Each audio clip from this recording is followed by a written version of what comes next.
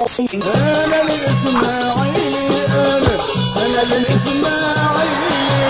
بعد ما كسبنا انبي اللي ما خسرش ولا مباراه من بدايه الدوري، يشاء المولى اننا نبقى التعادل السابع لاتحاد الشرطه اللي ما كسبش ولا مباراه من اول الدوري، وهي دي الحياه مع الاسماعيلي.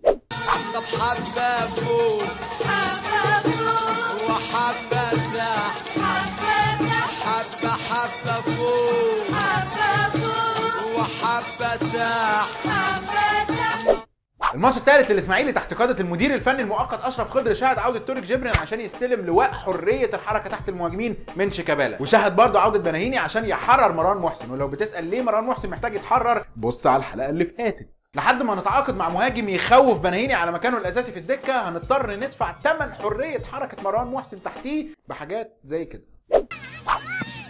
سمير يلعب العرضيه تمر بناهيني عشان يحرر النواحي الهجوميه، عرضيه خطيره على ايمن بعيد، كره ملعوبه خطيره في اتجاه بناهيني.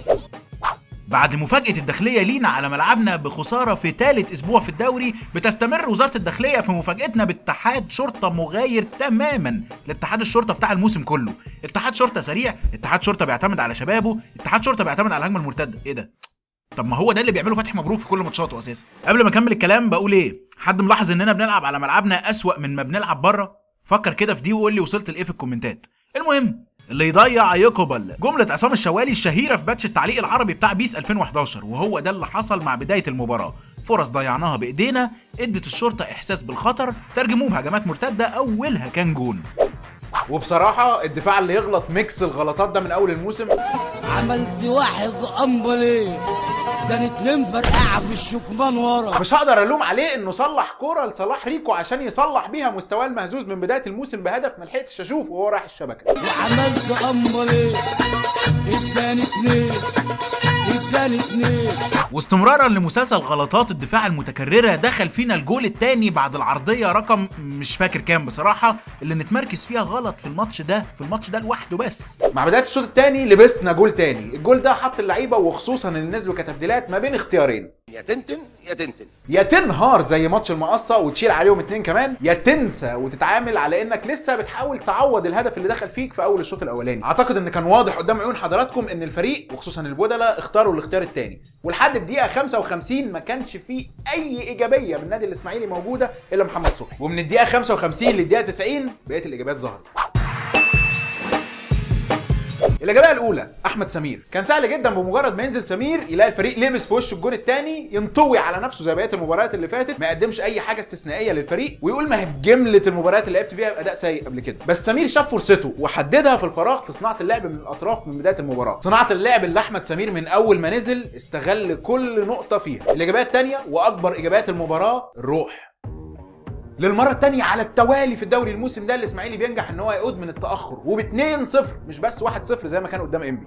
مروان محسن وفوقانه بعد كام كوره من بناهيني تحبط اي شريك ليه في الهجوم، ان شاء الله لويس سواريز، عفروتو اللي ما وقفش من ساعه ما نزل الملعب، عماد حمدي ومحمد فتحي واصرارهم على المحاوله بالرغم من اخطاء قاتله في هجمات الشرطه المرتده في التغطيه الدفاعيه، كتال شوقي السعيد على كل كوره اللي غالبا ما كانش بيعرف يجيبها بس كتاله على كل كوره اللي وصلوا الهدف في الاخر، واخيرا محاوله احمد سمير فرج لاستعاده ولو نص روح القياده بتاعته بتاعت زمان في اول ربع ساعه من الشوط الاولاني. كل دي حاجات كانت ممكن تتحط كايجابيات لوحدها، بس الاربع او 5 ايجابيات دول واكتر منهم بكتير شفناهم في المباراه دي تتلخص تحت كلمه الروح. الروح هي اللي هتخليك تقاتل عشان تصحح اخطائك، الروح هي اللي هتخليك ترجع من 2-0 ل 2-2، الروح هي اللي كانت ناقصه كتير من جمهور ولاعيبه الاسماعيلي عشان ما يفقدوش الامل من الدقيقه 60 ويقفلوا التلفزيون او يبطلوا يلعبوا بجديه.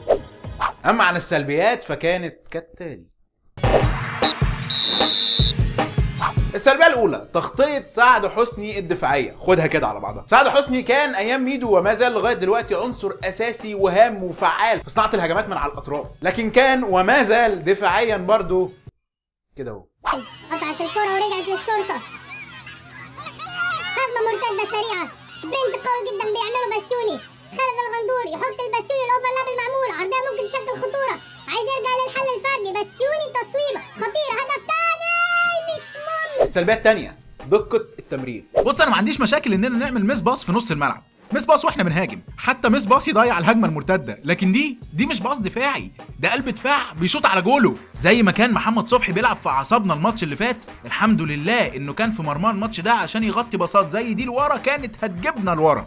اخر ليله لينا مع الكابتن اشرف خضر اللي اتحسب لنا فيها 5 دقايق وقت بدل ضايع، لعبنا منهم 3.5 بس. كانت تقسيمه مباراتها هي عباره عن 70 دقيقه اللي الاسماعيلي اتحول فيهم من السلبيه للايجابيه للروح للقتال على الفوز لاخر ثانيه، و20 دقيقه مرتده من الشرطه. لا فعلا كلهم كانوا هجمات مرتده. بسرعه كده قبل ما نناقش بعض في سؤال الحلقه، عايز اقول حاجه وضحتها زمان على القناه دي وبحب ان انا اذكر بيها تاني. ناس كتيره عابت علينا اننا ما بنتكلمش على حاجات تانيه وعلى خصومنا في المباريات اكتر ما بنتكلم على ادائنا وعلى طريقتنا في اللعب وعلى سلبياتنا وعلى ايجابيات. بصوا بقى يا جماعه، من بدايه الشو ده والهدف الرئيسي والاساسي ليه ان هو يبقى ردود فعلنا احنا كمشجعين على فريقنا الاسماعيلي، راينا وردود فعلنا في الاداء، في النتيجه، في طريقه اللعب، او حتى في اللقطات اللي المفروض ما تبقاش موجوده لصوره النادي الاسماعيلي ككيان المفروض ان هو يتعامل باحترام اكتر من كده. وعشان كده مش هتلاقي كلام كتير هنا عن انديه تانية غير النادي الاسماعيلي، ويا دوب على اقصى تقدير لما نتكلم على الخصم اللي بيلعب النادي الاسماعيلي كل مباراه. ليه الكلام ده يا حضرات؟ علشان انا مؤمن ان مفيش فريق كره قدم في العالم اتقدم وبدا يحقق بطولات وبدا يعمل نهضه حقيقيه على اسس ثابته وهو بيبص على عيوب غيره قبل ما يصلح عيوبه ويطمن ان هو 100 علشان لما يقابل غيره يبقى واثق انه يقدر يفوز عليه.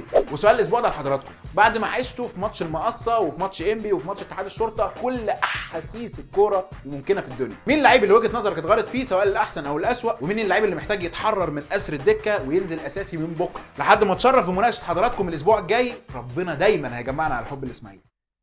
السلام عليكم. السلام عليكم. السلام عليكم.